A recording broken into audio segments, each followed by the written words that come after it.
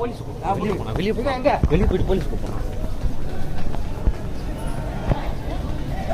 வெட்டிட்டானா ஒருத்தவனை. ஆமாம்,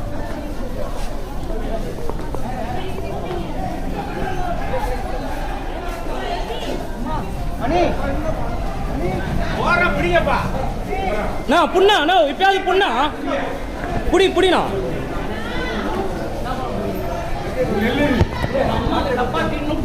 பிரச்சனை இல்லை.